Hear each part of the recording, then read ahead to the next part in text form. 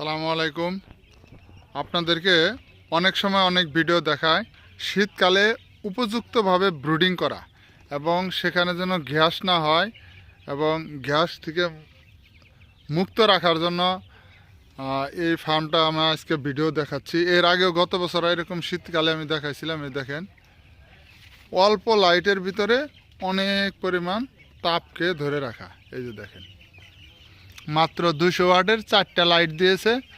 এখানে বাচ্চা সম্ভবত কতটি আছে, কিন্তু মনে হয় 1800 মুরগি পালে।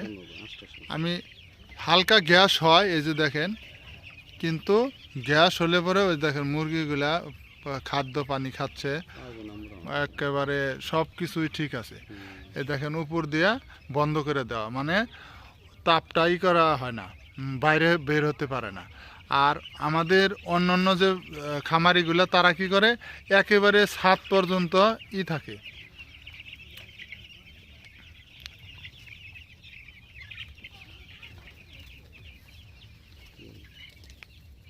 একেবারে ছাদ পর্যন্ত আপনার মানে খোলা থাকে। সেই কারণে ভিতরের যে হিটটা থাকে মুরগিটা পায় না, এবং কি পর্যাপ্ত পরিমাণ যে ব্রুডিং, এই ব্রুডিংটা হয় না। আপনারা এই ব্রুডিংটাকে ফলো করতে পারেন, এবং আমি গত বছরও দেখাইছি, এবারও দেখাইলাম।